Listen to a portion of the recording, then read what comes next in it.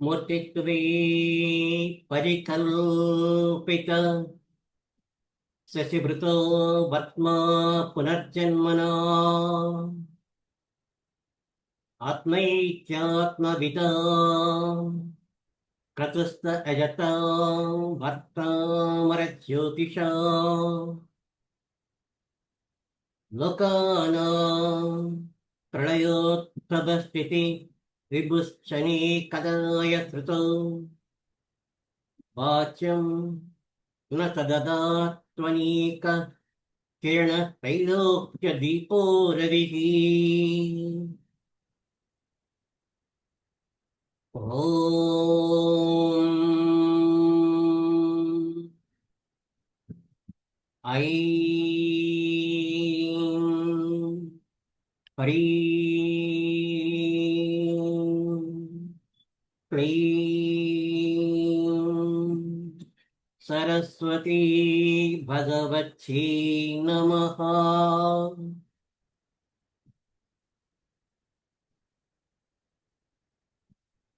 ఈ రోజున మనం ఋతువులు సమయంగా ఉండేటట్లయితే తిథుల గురించి చెప్పుకుందాం. ఋతువులు 6. అవి ఒక వృత్తంలోని 360 డిగ్రీలు ఉంటాయి కాబట్టి 360/6 చేత ఇచ్చేసినట్లయితే ఒక్కొక్క బాగా 60 డిగ్రీలు అంటే 360 డిగ్రీలు అవుతుంది. ఈ 360 డిగ్రీలను చాలా జాగ్రత్తగా మనకి ఋషులు ఇచ్చిన మార్గంలోనే జాగ్రత్తగా చూసుకునేట్లయితే చాలా చాలా ఈ విషయంలోని మనం గమనించవలసినవి చాలా ఉన్నాయి. అయితే మనం చూసే వాటికి మన ఋతువులు అనుకునే దానికి చాలా ఒక అపోహ ఉంది. ఆ అపోహలు ఏంటో మనం చూసుకుందాం. ఋతువులు 6. వసంత ఋతువు చైత్రము వైశాఖము కలిపి వసంత ఋతువు. గ్రీష్మ ఋతువు జ్యేష్టము ఆషాఢము కలిపి గ్రీష్మ ఋతువు. శ్రావణము భాద్రపదము కలిపి వర్ష ఋతువు. ఆశ్వీజము కార్తీకము కలిపి శరత్ ఋతువు. మార్గశీర్షము హేమంతము కలిపి హేమంత ఋతువు. శిశి ఋతువు పాల్గొన మాసంలో శిశి ఋతువు వస్తుంది. అంటే ఋతువులు మటుకు చాలా జాగ్రత్త తీసుకునేటువంటి ఇవి 6. కానీ వీటికి ఒక పూర్వీకులు ఇచ్చిన ఒకనొక విద్య ఉంది. ఆ విద్య సంధ్యాంగంలోని దిగ్దేవతా నమస్కారం అని చెప్పి ఇచ్చారు. దిగ్దేవతా నమస్కారాలు అంటే ఏంటంటే మనందరికీ సంధ్యావనం కానీ తెలుసుకునేట్లయితే ఆ సంధ్యావనంలోని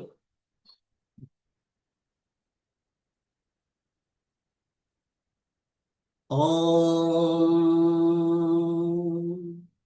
నమః ప్రాచ్యాయ ఛేదిసి యాశ్చ దేవతాః ఏతస్యాం ప్రతివసంతి ఏతాభ్యశ్చ నమః. అలాగే దక్షిణం వైపు తిరిగి ఓం నమో దక్షిణాయ దిశే యాశ్చ దేవతాః ఏతస్యాం ప్రతివసంతి ఏతాభ్యశ్చ నమః. ఓం. అలాగే పడమట వైపు తిరిగి ఓం నమః ప్రతీచే దిశే యాశ్చ దేవతాః ఏతస్యాం ప్రతివసంతి ఏతాభ్యశ్చ నమః. ఉత్తరం వైపు తిరిగి ఓం నమః ఉదీచే దిశే యాశ్చ దేవతాః ఏతస్యాం ప్రతివసంతి ఏతాభ్యశ్చ నమః. మళ్ళా తూర్పు వైపుకు వచ్చి ఊర్ధ్వములోకి నమస్కారం పెట్టుకుంటే ఓం నమః ఊర్ధ్వాయ దిశే యాశ్చ దేవతాః ఏతస్యాం ప్రతివసంతి ఏతాభ్యశ్చ నమః. అధస్సు అంటే పాదాల వైపు వంగి నమస్కారం పెట్టుకుంటూ చేస్తే ఓం నమో అధరాయ దిశే యాశ్చ దేవతాః ఏతస్యాం ప్రతివసంతి ఏతాభ్యశ్చ నమః. వీటన్నిటిని కలుపుతూ అంటే ఈ 6 దిక్కుల్ని కలుపుతూ మనం ఒక ప్రదక్షిణ చేసినట్లయితే అంటే ఇవి కూర్చొని చేయడం కాదు, ఏ దిక్కుకి ఆ దిక్కుకి తిరిగి వాటిని దిగ్జాతులు నమస్కారం చేసుకోవాలి. అది ఎందుకు చేసుకోవాలో తర్వాత చెప్తాను. ఓం నమో అవాంతరాయ దిశే యాశ్చ దేవతాః ఏతస్యాం ప్రతివసంతి ఏతాభ్యశ్చ నమః. ఇది కానీ మనం చేసుకునేట్లయితే ఏం జరుగుతుంది అంటే మనం ఏం చేస్తామంటే మన వెన్నెముక నుంచి ఊర్ధ్వం నుంచి అధస్సుకు ఒక రేఖ, తెల్లని రేఖ ఊహించుకుందాం. ఊహించుకొని ఆ తెల్లని రేఖకి తూర్పు నుంచి ఒక రేఖ, అలాగే దక్షిణం నుంచి ఒక రేఖ, అలాగే పశ్చిమ నుంచి ఒక రేఖ, ఉత్తరం నుంచి ఒక రేఖ కలుపుకొని మనం మధ్యలో కానీ ఉండేటట్లయితే ఈ మధ్యలో వీటన్నిటినీ కలుపుకునేటట్లయితే దానికి 60 ఇవ్వడము అంటే డబుల్ పిరమిడ్ ఏర్పడుతుంది. ఇది డబుల్ పిరమిడ్. అంటే ఇదొక పిరమిడ్, ఇదొక కింద పిరమిడ్. ఇది కానీ ఏర్పడినట్లయితే ఇప్పుడు దీనికి మనం ఇలా కానీ కలుపుకునేటట్లయితే, జాగ్రత్తగా చూసుకునేట్లయితే మనకి చాలా విషయాలు ఇందులో తెలుస్తాయి. వీటిని షణ్ముఖ ముద్ర అంటారు. ఈ షణ్ముఖ ముద్రలోని మనం నిల్చొని మధ్యలోని అంటే సెంటర్లోని ఓం అనుకుంటూ ఓం అనుకుంటూ మధ్యలోని అంటే ఇక్కడ అంటే హృదయం దగ్గర ఓం అనుకుని తూర్పు వైపు సా, దక్షిణ వైపు రా, పడమటి వైపు వా, ఉత్తరం వైపు నా, అధస్సు ఊర్ధ్వంలోని భా, అధస్సుని వా. ఓం శరవణ భవ అని సుబ్రహ్మణ్యేశ్వర మంత్రం. ఈ మంత్రంగా చేసుకునేటట్లయితే ప్రతిరోజు వాహనాలు నడుపుతున్న వాళ్ళు ఉదయాన్నే వాళ్ళ పూజా కార్యక్రమాలు పూర్తి చేసుకొని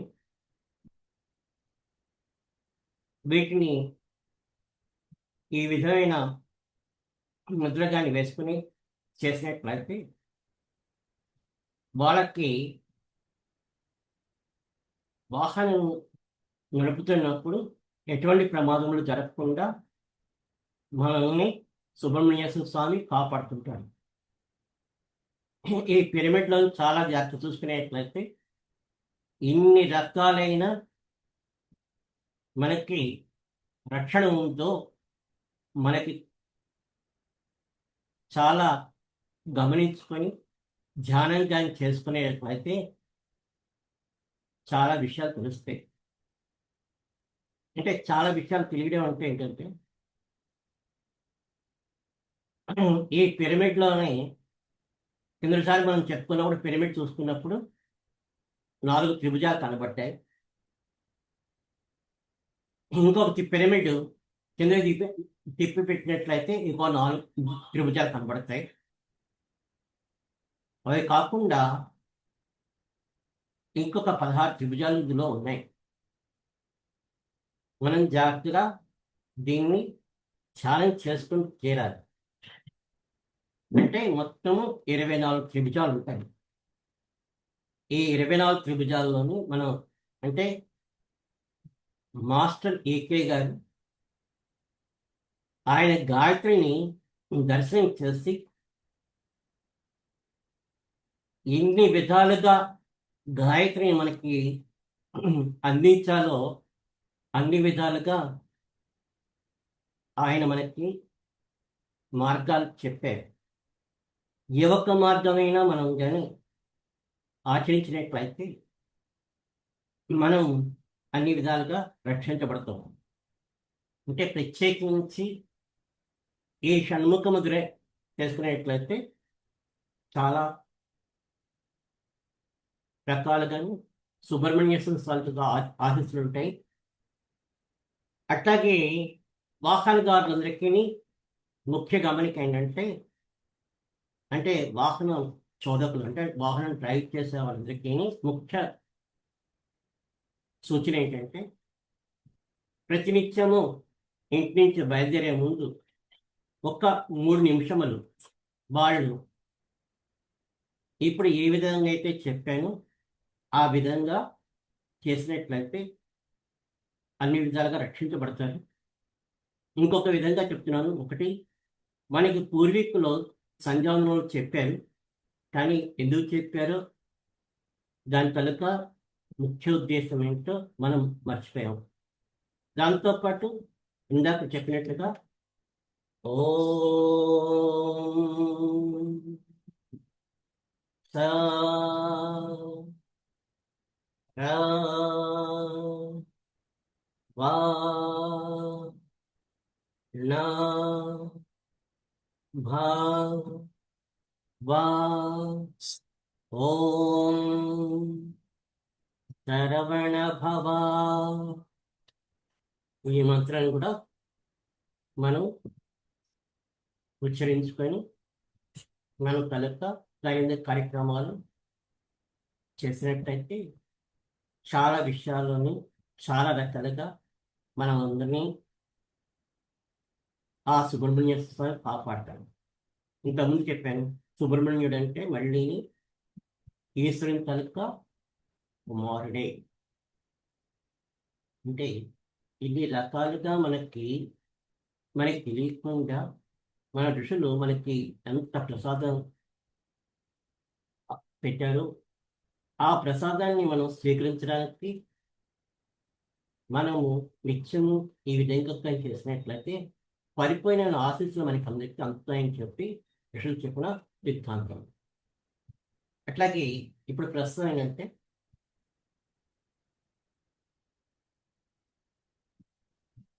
ఋతువులు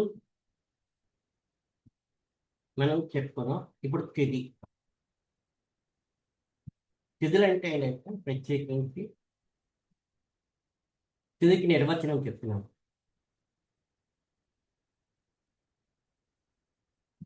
సూర్యుడు, చంద్రుడు,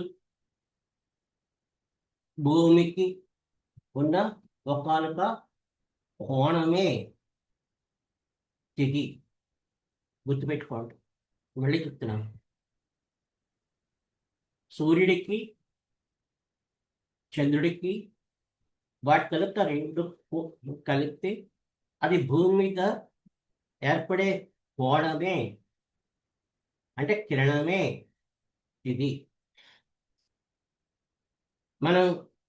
మనందరికీ గమనించినట్లయితే పౌర్ణమి నాడు సూర్యుడు పడమట వైపు, చంద్రుడు ఉత్తరం వైపు ఉంటాడు. అంటే 180 డిగ్రీలు. అంటే మనం జ్యోతిష భాషలో చెప్పుకోవాల్సి వస్తే ఒకదానికొకటి వ్యతిరేకత ఉంటాయి. అలాగే సూర్యుడు, చంద్రుడు కలిసిన రోజున అమావాస్య ఏర్పడుతుంది. ఆ రోజు మనకి చంద్రుడి కనుక దర్శనం జరగదు. అట్లాగే సూర్యుడి నుంచి చంద్రుడికి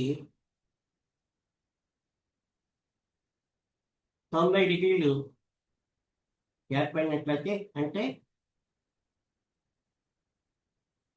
ఒక లంబకోణం కానీ ఏర్పడినట్లయితే అది అష్టమవుతుంది. సూర్యుడి నుంచి చంద్రుడు పౌర్ణమి అయిపోయినట్లయితే శుక్లపక్ష అష్టమవుతుంది. పౌర్ణమి దాటిన తర్వాత మరలా 90 డిగ్రీలు అయినట్లయితే కృష్ణపక్ష అష్టమవుతుంది. అది మనకి గమనిస్తుంటాం. ఇక్కడ కూడా ఒక చిన్న ఋషులిచ్చిన మార్గం కూడా ఉంది. సూర్యుడు, చంద్రుడు కలిసిన సమయంలోని వాళ్ళని కానీ ఛాలెంజ్ చేసుకోవాల్సింది ఎలాగంటే, విష్ణుమూర్తి వక్షస్థలం మీద లక్ష్మీదేవి ఉన్నట్లుగా ఊహించుకునేట్లయితే అది అమావాస్య. అలాగే బ్రహ్మ పాదముల దగ్గర సరస్వతి గాని కూర్చున్నట్లుగా ఊహించినట్లయితే అది పౌర్ణమి కింద మనము గుర్తించవచ్చు. అట్లాగే అష్టమి నాడు చూసినట్లయితే సగము చంద్రుడు, సగము ఏమీ లేనట్లుగా కనబడుతుంది. అది అర్ధనారీశ్వర తత్వము, శివుడు, పార్వతి. కనపడుతుంది పార్వతి, కనబడిన వాడు శివుడు.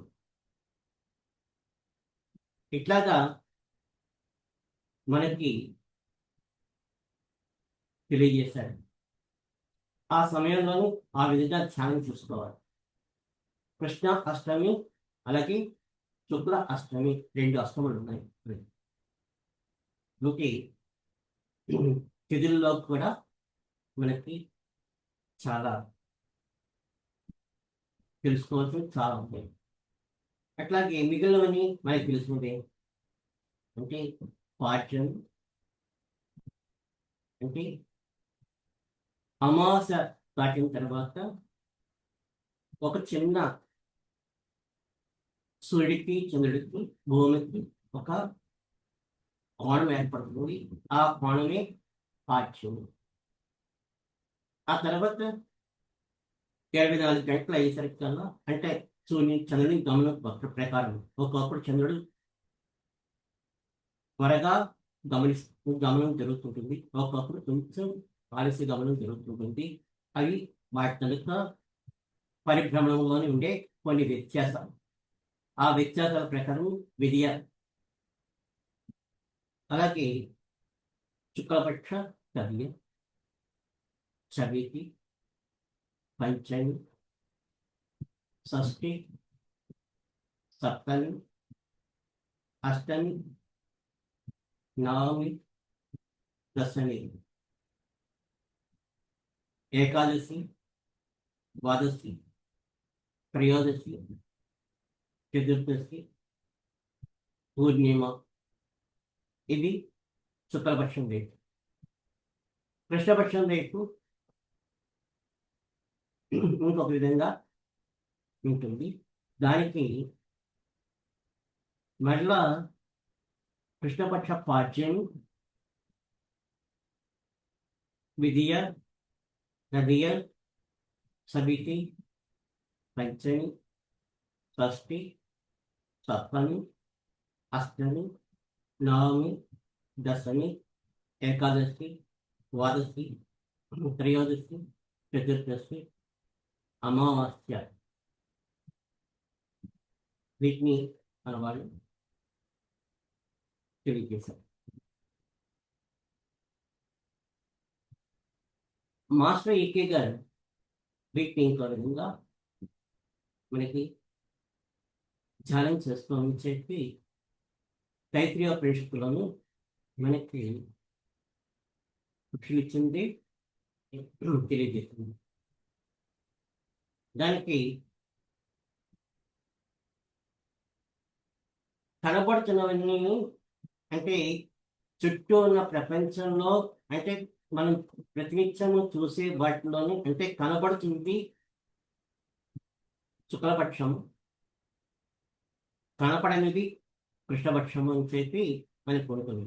అలాగే ఎట్లాగంటే ఉదాహరణకి సముద్రం నుంచి అలా వేరైనప్పుడు వచ్చే దాన్ని శుక్లపక్షం అంటారు. అలాగే సముద్రంలోనికి లీనం అవుతున్నప్పుడు అలా కృష్ణపక్షం అంటారు. ఇది మనం గమనించినట్లయితే మనకి చాలా జాగ్రత్తగా శుక్లపక్షం కృష్ణపక్షానికి మనకి తెలుసుకుంటాయి. తైత్రీయోపనిషత్తులోను ఇచ్చింది పృథివ్యంతరిక్షం దిశో అవాంతర దిశాః అగ్నిర్జ్యోతిరాదిత్య చంద్రమా నక్షత్రాణి ఆప ఓషధయో వనస్పతయ ఆకాశ ఆత్మా. ఇవి శుక్లపక్షం సంబంధించింది. అంటే పృథివీ, అంతరిక్షము, ద్యౌ దిశలు, అవాంతర దిశలు. అలాగే అగ్ని, జ్యోతి, ఆదిత్యుడు, చంద్రుడు, నక్షత్రములు. అలాగే ఆపస్సు, ఓషధులు, వనస్పతులు, ఆకాశము, ఆత్మ. ఇవి శుక్లపక్షం. కృష్ణపక్షానికి ప్రాణాపాన వ్యానోదానస్తమానః చక్షుశ్రోత్రం మనోవాక్త్వక్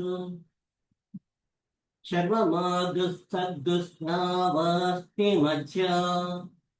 ఇవి కృష్ణపక్షానికి సంబంధించినటువంటి అంటే ప్రాణము, అపానము, వ్యానము, ఉదానము, సమాధులు ఇవి మన లోపలే ఉంటాయి. అలాగే చక్షువు, శ్రోత్రము, మనస్సు, వాక్కు, త్వక్కు అది మనకు సంబంధించింది. అట్లాగే చర్మము, మాంసము, స్నాయువు, అస్థి, మజ్జ అంటే ఈ విధంగా తుదుల్ని మనం సమన్వయం చేసుకున్నట్టు మన శరీరంలోనూ కృష్ణపక్షం తలెత్తాలి. అలాగే మన చుట్టూ ఉన్న ఏదైతే ప్రపంచాన్ని చూస్తున్నామో వాటిని శుక్లపక్షం కింద మనం సానంగాన్ని చేసుకునేటువంటి ఈ విధమైన మనకి సమన్వయం దొరుకుతుంది. ఇవన్నీ ఎందుకంటే జ్యోతిర్విద్యను మన లోపల దర్శనం చేసుకోవాలి తప్పించి బయట కాదు అని మనకి ఈకే గారు తెలియజేశారు. ఒక రోజున ఈరోజు తిథి ఏంట్రా అని అడిగారు ఈకే గారు. పంచాంగం తీసుకొస్తానని చెప్పారు. పంచాంగం కాదు మనకి తెలియాలన్నారు. అప్పుడే నా వయసు చాలా చిన్నది. అంటే ఆయన భాష ఆ సమయంలో నాకు బోధపడలేదు. కానీ మనం జాగ్రత్తగా చూసుకునేటప్పటికీ మనం నిద్రపోతున్న ఏ ప్రజ్ఞ అయితే మనల్ని నడిపిస్తుందో ఆ ప్రజ్ఞే సూర్యుడు. మనం మెలకు వచ్చిన వెంటనే నాది అని ఏదైతే నా పేరు నేను అని ఏదైతే మనసుతో భాషిస్తున్నామో ఆ భాషిస్తున్న ప్రజ్ఞ పేరు మనస్సు. ఈ రెండింటినీ ఏ ఎందులో ఇమిడిందో అంటే శరీరం ఉండదు. ఆ ఇమిడిన దాన్ని భూమి. ఈ ముడిటి తాలూక విన్యాసమే ఇందాక చెప్పుకున్నట్లుగా ఇది. అంటే మన లోపల ఈ విధంగా దర్శనం చేసుకోమని చెప్పి ఒక సూచనగా ఆ సమయంలో చెప్పారు. దాన్ని మనం ఈ విధంగా ధ్యానం చేసుకునేట్లయితే మనకి సూర్యోపాసనతో పాటు ఈ విధంగా దర్శనాలు జరుగుతాయని చెప్పి మనకి ఒక చిన్న హెచ్చరిక ద్వారా తెలియజేశారు. అట్లాగే ఇంకొక చోట అంటే పురుషమేధము అని ఒక గ్రంథంలోని మాస్టర్ ఈకే గారు 7వ అధ్యాయంలోని 80వ పేజీలోని అమావాస్యని యజ్ఞ వరాహమూర్తిగా ధ్యానం చేసుకొని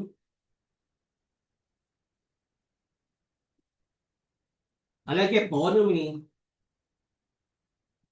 వాసుదేవుని పరిపూర్ణమూర్తిగా ధ్యానం చేసుకోమని చెప్పి ఇచ్చారు. ఓకే, మనందరికీ తెలియకుండా ఆయన చాలా రకాలుగా ఇవి చేసుకోమని చెప్పి ఎక్కడ సూచించకుండా రత్నాలు అలాగే వజ్రాలు విలువైనవన్నీ మనకి ఇచ్చారు. అది మనం సేకరించుకోవాలి. సేకరించుకొని మన జీవితంలోని వాటిని సమన్వయం చేసుకోవాలి. ఆయన ఒక ఋషి మనకి తెలియదు. ఎందుకంటే మాస్టర్ అని ఉంటేనే ఋషి అని అర్థము. ఈ మాస్టర్ అనే దాన్ని మొట్టమొదటిసారిగా పరిచయం చేసిన ఒకానొక వ్యక్తి మాస్టర్ హెచ్పివి, అంటే హెలినా పెట్రోవా బ్లాబట్స్కీ. ఆవిడ ఈ విషయాన్ని ఇంగ్లీష్లోని మాస్టర్ అని మొట్టమొదటిగా పరిచయం చేసింది. అక్కడి నుంచి మాస్టర్ అంటే మనం ఒక రకమైన ఆలోచనతో ఆలోచిస్తున్నాం తప్పించి మాస్టర్ అంటే ఋషి. అంటే ఋషి అంటే ఈ మొత్తం విశ్వంలోని అనుక్షణము ఏం జరుగుతుందో ఆ జరిగేదాన్ని గమనించుకొని ఏ ఆజ్ఞ ప్రకారం అయితే ఈ మొత్తము ప్రపంచం తిరుగుతుందో అతని కనుసనల్లోని నిరంతరము ఎలాగైతే సూర్యుడు తన తాలూకా కిరణాలని భూమి మీద పంచిపెడుతున్నాడు, అలాగ పంచిపెట్టడానికి దిగిన కిరణములే ఈ ఋషులు. వాటి గురించి తర్వాత చెప్పుకుందాం, ఎందుకంటే ఇంతకైనా ఎక్కువ చెప్పినట్లేదు, దీనికి సంబంధించింది కాదు అనిపిస్తుంది గురించి. అట్లాగే భాగవతంలోని కూడా మాస్టర్ గారు దక్ష యజ్ఞ కథలోని దక్షుడు తొలిక పుత్రికలు, అలాగే వాళ్ళ తొలక భర్తలు, అలాగే వాళ్ళ వలన కలిగిన కుమారులు, అంటే మన లోపల ఈ 14 తిథులు కానీ దర్శనం కానీ జరిగినట్లయితే ఏదేవైతే పురాణాల్లోనూ మనందరికీ తెలియజేశారో అవన్నీ మన లోపల నిక్షిప్తమైనవన్నీ ఉన్నవన్నీ మనకి దర్శనం జరిగి మన ప్రవర్తన మారుతుంది.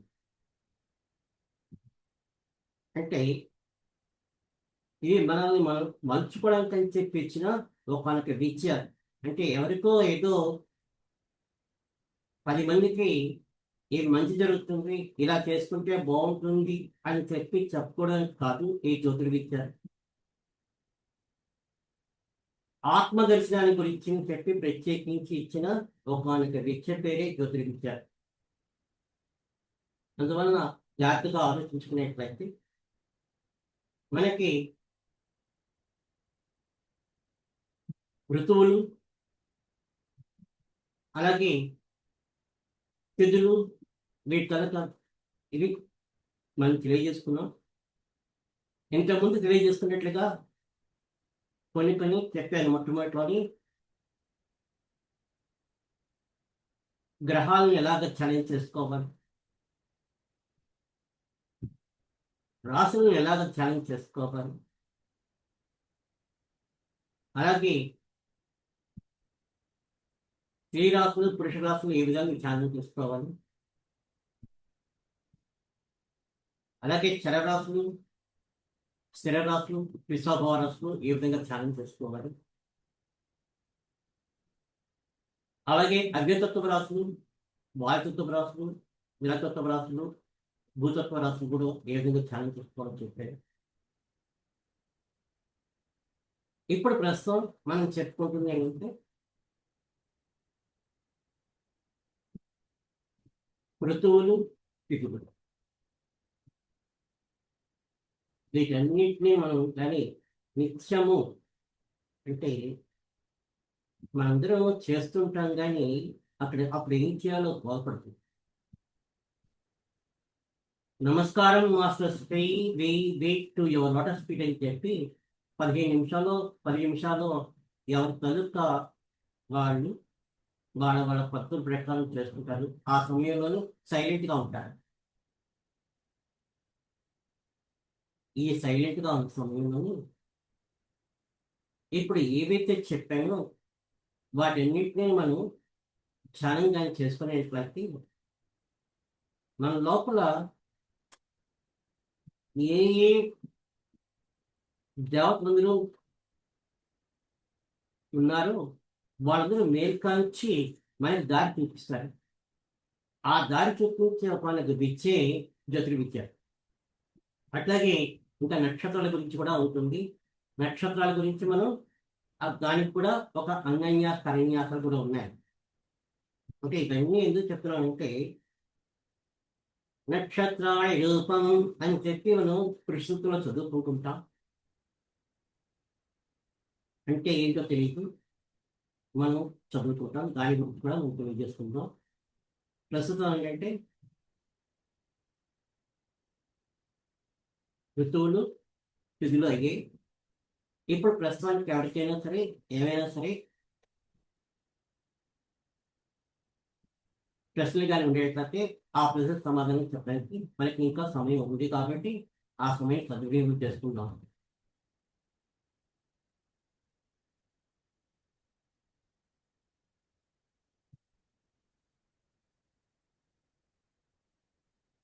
ప్రశ్నలు ఏమైనా ఉన్నాయి?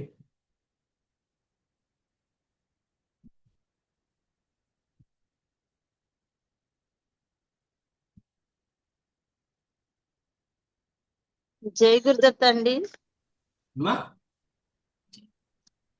జయ గురుదత్త చెప్పమ్మా. సార్ ఇప్పుడు మ్యాచెస్ చూసేటప్పుడు రజ్జు దోషము అవి ఇవన్నీ దోషాలు అంటారు కదా, అవి ఏ దోషము లేకుండా ఎలా ఉంటాయండి అసలు అవి? దోషం లేకుండా ఏది ఉండదమ్మా. ఎందుకంటే కోడిగుడ్డు నిలుపమ్మా, కోడిగుడ్డు పైన ఆ, ఉంటుంది కదా, ఆ డిప్ప లేకుండా కోడి తయారు కదా.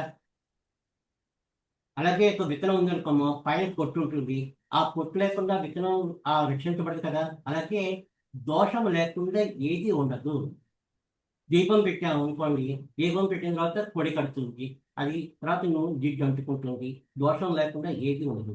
అలాగే తల్లి గర్భంలోనే బిడ్డ తయారవుతున్నప్పుడు మావి ఉంటుంది.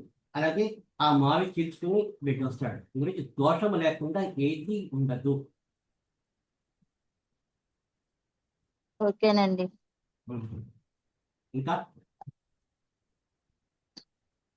ఇప్పుడు ఒక మ్యాచెస్ అంటే ఎలా చూస్తారండి? అమ్మా, ఒక మ్యారేజ్ కి మ్యాచెస్ చూస్తుంటే ఎలా చూస్తారు? నేను ఇప్పుడు చెప్పాను ఇప్పటివరకు ఏమైనా? నేను చెప్పిన వాటిలో చెప్పండి. ఇప్పుడు మీరు అడ్వాన్స్ ఓకే అయిపోకండి. అండి. ఓకే ఓకే అండి. నేను చెప్పిన వాటిలో ఏదైనా సరే ఉండేటట్లయితే వాటి కనుక మీకు ఏమైనా బోధపడకపోతే వాటిని తెలియజేస్తాను.